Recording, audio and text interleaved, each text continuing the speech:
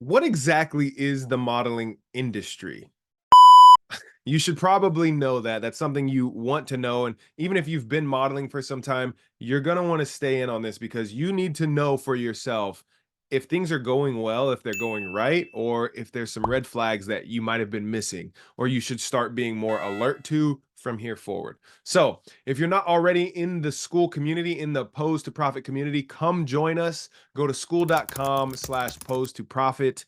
Join the community. You're going to be not only getting beautiful lessons and courses and connections with people who have been doing this a long time, people who are brand new at this and timid at first, but we're going to build a ton of confidence because we're going to show you and tell you and teach you and coach you exactly what to expect, what to look out for, how to perform the things you need to perform at a higher level every time you step on set. Now, before we get started, if this speed is great for you, save yourself some time. Play this video at 1.5x or 2x so that you can get through this a lot quicker. Save yourself some time. Be efficient. Let's go. Now, modeling as an industry, the overview. Let's talk about the journey of a dollar. A company has some money and they come up with an idea for a product or a service, and they say, you know what, we need to make this thing and get it out to people because we want to make more money. So the product or service gets created. While they're working on the creation, they a lot of times will get just a sample if it is a physical product, but they'll get this moving. We want to get this out to people. We need to hire an ad agency to start creating ads for us to build up the anticipation and get ready for the launch and get this in front of people, because if people don't know this thing exists, then we don't collect money, right? So the ad agency, they storyboard, they start figuring out, okay, what are we going to do? How are we going to launch this new thing, this new truck, the new vehicle, a new microphone, a new water bottle, whatever the product is, whatever the service is. They storyboard it. Once that's done, a lot of times they get moving even before that thing is done. Creatives, am I right? And they start to get in touch with modeling agencies. Or if you are not with an agency, that's okay, because they will go through casting networks. And a casting network, anybody can set up a page on a casting network. We'll get to that as well in this course. The agency or directly to yourself from the casting network for this job, if you are even remotely close to the description of what they look for, let's say they plug in 7 different metrics for the ideal person, the ideal model for this ad that they have drawn up. If you make 4 of those, they still might send you out the casting because you're close enough, and you're close enough to where you can go and you can compete. You can audition and you can compete for the role. So you get this casting, this audition notice from either your agent or directly from the casting network. You audition, hooray, you crushed it. You were a perfect fit for what they were after. And now you've booked the shoot. You go on set, you perform your thing, you finish, the client gets the assets and they launch the product. Boom. If everything goes well, everybody's paid, everybody's eating, all the families in that whole chain from company to consumer are very happy with the whole process of what happened. We're going to talk about the different types of modeling, and that is just the last portion of that chain of events. So the audition, the shoot, what kind of models, what kind of modeling opportunities are there for people? It's not just runway, it's not just high fashion. Those are just a couple examples of a lot of different styles and different types of modeling. So bear with me, I do have a little bit of a list here. So we've got high fashion. That's what a lot of people see when you're talking about, oh, the big runway show in London, and people are wearing the most wild outfits and people just look crazy wearing trash bags, it seems like, down the runway and modeling it and looking so fierce, and they're trying to own it and all that stuff. To me, it's so weird, but hey, some people love it and a lot of people crush it, and more power to you. High fashion, boom, that's the wild stuff. Runway isn't always just high fashion, but runway, typically you're going to need to be on the taller end. This is what people think of when they think of, oh, a model, you have to be tall. It's likely because of runway modeling, which is what most people think of modeling, or a lot of people think of modeling. Runway, you do need to be a bit taller. Then there's parts modeling, parts modeling, or body parts. So this could be, and I've done some of these as well, where you're just literally a hand model. They're like, oh, we have this new watch, and we're looking for someone with a hand that looks a certain way, right? I literally have on my profile, where any type of agent casting anybody is looking for, I have in my resume extremely large hands. The reason is because it's an odd thing. And sometimes clients are looking for something like that. If they have a device and went through all the iterations, let's say you have a phone and it's like, man, this phone is bigger.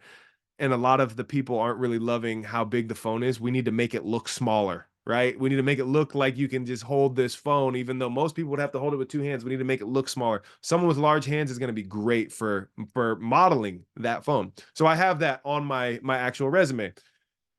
It's not just hands, it's not just feet. You could be a foot model, it could be ears, right? Earrings, headphones. You could be a hair model, specifically just hair. It could be all sorts of different body parts, right? That's your body part modeling. Then there's fit modeling. Fit modeling is not what a lot of people think of, which is fitness modeling. We'll get to that in a second. Fit modeling is that's you can think of this as like a real life mannequin for a designer who's kind of still in the process of building and crafting their perfectly fit, perfectly shaped product, right? If the designer is literally crafting this, they have the vision and they're trying to bring it to life, they're going to find a body type that has a certain specific measurements that fit their vision, and that model will come in repeatedly. I mean, I know a friend of mine was a fit model for Nike for years, and he would fly, all over the world to go and make sure, and they would put him in like kind of like a laser machine for precision. He had to keep his body so precise throughout the year, and they'd bring him in from time to time. They'd be pinning stuff on him and everything just to make sure it's fit. That's a fit model, to make sure the fit of that thing is still correct, accurate, so that when they do start to create it and mass produce it, whatever, it's going to be precise to that body type. Now, fitness modeling, which is different from fit modeling. Fitness modeling is what you think of those beautiful beach babes, the beach body dudes, the dudes and the ladies that have all the right curves and all the right spots, but they're just so toned and leaned and muscular and all that. That's fitness. That's where you get like your Bowflex stuff. That's where you get your all the athletic stuff, like that's fitness modeling. Then you have Model-quin modeling. That is essentially being a real life mannequin. So I've done this one as well, where if I'm modeling this shirt, you get put into a weird position. Let's say they're like, oh, this is where we want you in a running position. You have to be able to hold this position for the shots that they get, but then change out of this shirt and get right back into the exact same position. Because what they're going to do is they're going to remove your limbs, your body from the shirt, and it's just a floating shirt, but it's not the same as a mannequin if they did it on a mannequin, because it just looks more realistic on the body, right? Model-quin, you're a real life mannequin. Who knew, right?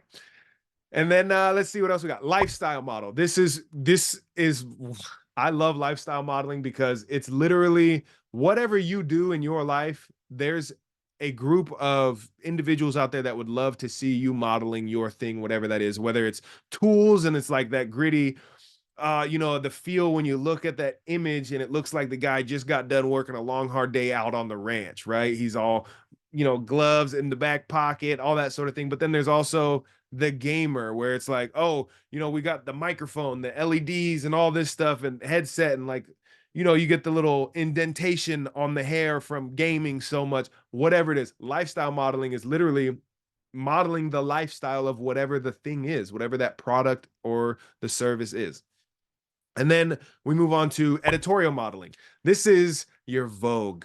This is the cover, the magazine, right? The Vogue modeling. That's editorial. Catalog modeling, or e-com. I call it e-com. A lot of people call it e-com or e-commerce. This is when you go online, you're shopping for an item, and you're scrolling through and they show this shirt, that shirt, this shirt, these pants, whatever. That's e-commerce. That's online. Well, I guess it would be electronic commerce. I don't really know what the E stands for in e-commerce, but that's right. The catalog or the e-com. So catalog is like the physical catalog when they ship it out, their sales reps, and they're going around looking at, oh, okay, cool. These are all the new things that are coming out spring or fall of next year, whatever it is. And then also e-commerce, the website stuff. Then we've got commercial model. The commercial model is real looking people. If you look it up, that's essentially what the auditions as they come in, when they're like, we're looking for real looking people, not too modelly.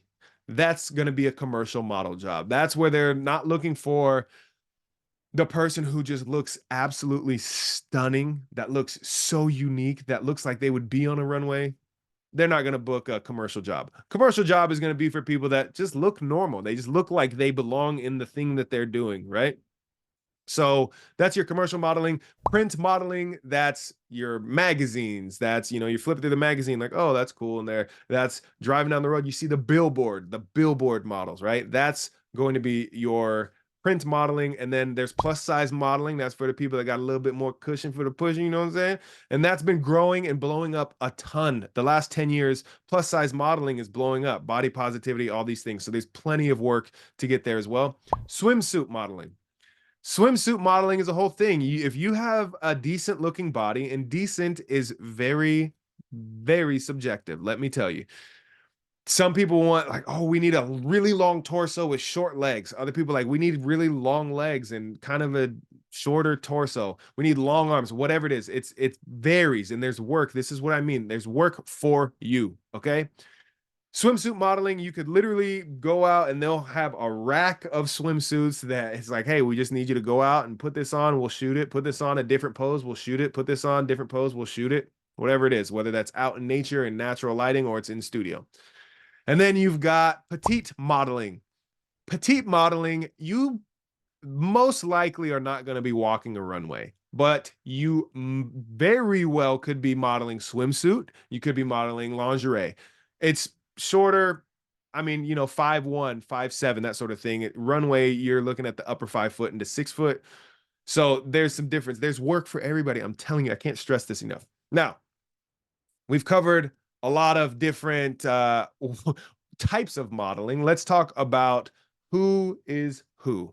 Now, you've figured out what type of modeling you want to do. Now, this is a quick note for people who have been modeling for a while, but maybe you have a ceiling that you haven't broke through in your income and you're really trying to break through that ceiling. This is a good time. This is a good refresher for you to go back and go, man, I totally forgot about that style, that type of modeling. And you might be a great fit for it. And maybe you just need a tiny bit of coaching or a little bit of tweaking. And you'll find that in this community. I'm sure of it because there's going to be people from all of these styles of modeling in this community. So you ask your questions, contribute some things in here and get your answers because that might be the next thing. If your ceiling is right here, you might need to just throw in one other category, one other type of modeling to break through that ceiling for you. And who knows what's after that. Plus we have incoming. If you keep with us here, stay in school, kids. If you keep with us here, we're going to get into negotiating higher rates. So you might have the same number of shoots, but you might break through that ceiling just by negotiating higher rates. We'll get into that. That's going to be a whole class in itself. Now, who's who? You have your style of modeling. You got booked. Congratulations. You're going to the shoot and you don't know anybody. You are showing up to a random warehouse or a random address, someone's house you've never been to, you don't know anybody here, and it's a bunch of random people. You don't know anybody.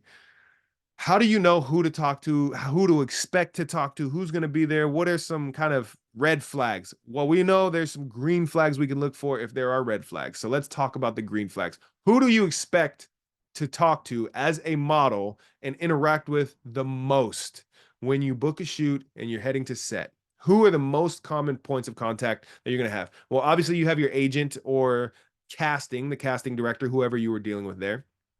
You're dealing with them usually before the shoot and then leading up to it. But you're showing up to set and now you have the producer. This is probably the person you're going to be interacting with the most before the shoot. This is where all the emails are coming from, maybe even phone calls, but usually emails. The producer, if you're not familiar with it, a producer's job is like a project manager. They're the ones who, when they get tasked with, hey, we got to create some sort of ad for this thing, the producer is the one that is moving all of the parts and keeping track of all the moving parts and making sure that everything is progressing in the right direction. So they're like the head of household. They're like the parent of the household who needs to make sure this kid has their clothes on, this one's shoes are on correctly, that one has their their homework in their backpack so that because it's due today, that big pothole that you just found yesterday in the driveway is covered so nobody in your family gets hurt. The producer is the one that's putting out all the fires. They're the one that is just going crazy to keep everything running smoothly. You're most likely going to see or speak to the producer at the set, at the shoot. Then you have the stylist, the wardrobe stylist, and hair and makeup. So wardrobe stylists, they're the ones that are going to be touching you pretty much throughout the shoot. This can be really weird for people that are new to shooting, and it was for me too. It was like, this is so weird that somebody is literally just hands-on. You'll get over that in no time, unless you have some like really acute issue with people and germs, whatever. You'll get over it in no time. It's so normal. It's really weird, but in the modeling world, it is so normal for someone else to just be poking, prodding, touching, adjusting in all types of areas. However, when you get to your, let's call them bathing suit areas, right? The no-no areas. This is an area that should not be touched by a stylist or anybody else without your consent. Now, we'll get into how to deal with that as well, but just know it's not normal for a stylist to just touch your junk. Okay. It's not normal for them to be tickling your nippies. All right. That's not normal. If they are really good, they're going to say, hey, is it okay? They're going to ask for that. Hey, I need to adjust this. It's like right over your areola, your nipple, whatever. It's on your chest. Hey, I need to adjust this. Is that okay with you? And then you say yes, or no, I'd prefer to do it. Like, how can I help? Right. So that's your stylist. They're going to be very hands-on, passing you clothing, helping you, when you're changing out of this and handing them that, whatever. You have your hair and makeup artist. Yes, gentlemen, you're going to be having makeup done, your hair done as well. It's still odd to me. It's still, especially around my eyes, it's like, ugh, like nails on a chalkboard for me. But your hair and makeup artist, they're and the wardrobe, they typically are very bubbly, vibrant people. They're fantastic to chat with, and you chat with them probably more than anybody else on set because you spend a good amount of time with them. Hair and makeup, they see you beforehand, and then they'll also give you touch-ups while you're on set. While you're mid-shoot, the stylist is doing this, and then hair and makeup might be coming over and adjusting something. Oh, your hair's down here. Let me just get that up out of the way, that sort of thing. Next, you have your photographer, of course, the one that's back there pressing all the buttons, getting you to pose in all the right ways. They're obviously, you're going to be interacting with them. And the art director, they might be one and the same. Some people wear a couple different hats, but the art director, they're the ones that are like, I have the vision. It's right here. And I need to make sure that whatever happens on this set captures that vision. That's the art director. You're probably going to deal with them too, because they're going to either be speaking directly to the photographer to relay information to you, or they're going to tell you directly and say, hey, I'm not really loving this, or they'll say to the stylist, hey, let's kill that outfit and try something different. That's the art director. And then maybe you speak with the client. Sometimes it's kind of hit or miss, and this can be a major power play if you do it right. It can be a major deal and future deal killer if you do it wrong. So you want to stick around, you want to stay in this community and learn how to actually interact with the right people, as well as the people that are kind of on the knife's edge, where if you do it wrong, it could kill your business genuinely. And if you do it right, it can explode your business. What I mean by that, an example of that, if you deal with a client, well, and client means they're basically the brand that you're shooting for. So this is the person who represents the shirt that I'm shooting today, the whole product or the service that we're here shooting for. That the client is the person or the people that are with that company. So they're like basically the ones that are in charge and signing paychecks and everything. They're running everything. If you do things well, you might go on a very short list of people that they're like, this person absolutely needs to be back for our next campaign. And you just like that might have booked yourself more business because you did things right. If you did things wrong, they just as easily could be like, blacklist that person. We don't want them for this company or the other company in our portfolio or companies in our portfolio. So you got to be very, very strategic in that. Whew! Okay, that's the who's who.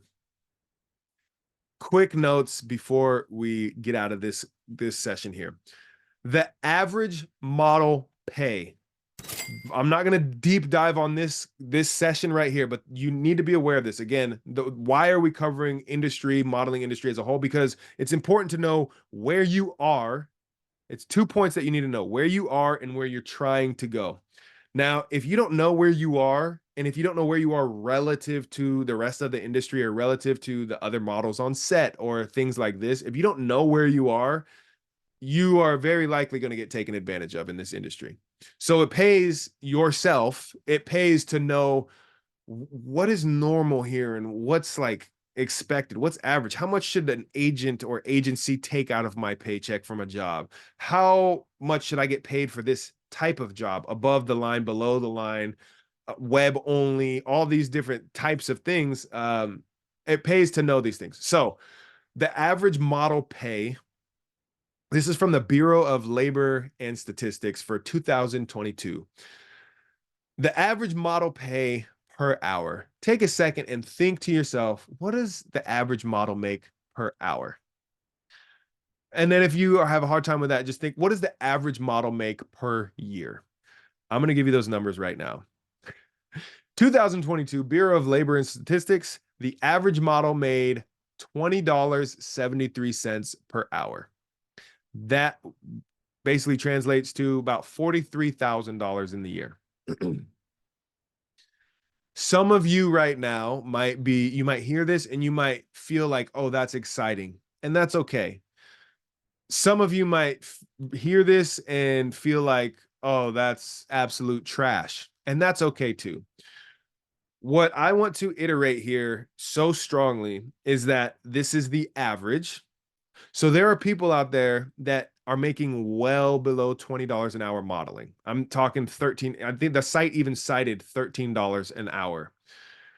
$13 an hour modeling that's extremely low. $20 an hour, $20.73 an hour modeling is also extremely low. Here's why. If you are a model, you are most likely getting paid as a 1099 employee. This is some, accounting information. Let me make it super simple. When you work a regular job, you're an employee of a company. When you get your paycheck, you see, oh, they took this much out for taxes, this much out for taxes, this much out for taxes. This is how much money I have in my bank account now. When you're a model, it doesn't work like that. There's very few jobs where you will get paid via payroll, which that's payroll. They do the deductions and all that stuff automatically before you get your check. Very few. I would say less than 10% of the time. The majority of your income is coming as a 1099, as a contractor, not an employee of the company. As a contractor, what that means is your money hasn't even been taxed yet. So you still have to pay heavy taxes on that money. So that 20 something an hour, realistically, that's the average, mind you, that 20 something dollars an hour is actually going to end up being closer to 15 an hour, even a little less than that, depending on your situation. Now, why is that important to know? Because if you are feeling like, man, I made 20 bucks an hour at this shoot and you feel good about it, you could have probably made more going and working at the fast food joint right down the street, because with modeling, a lot of times you have to drive a good distance. So there's your gas, there's the wear and tear on your vehicle. Plus you still have to deal with the stress and everything of your taxes and being a contractor rather than an employee. You probably would have been better off just being an employee at the fast food chain right down the street.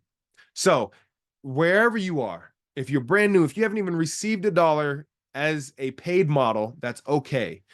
From here forward, though, make sure that we're looking at things accurately where you are right now, where you want to be, and let's get a real solid number so that $20 something an average.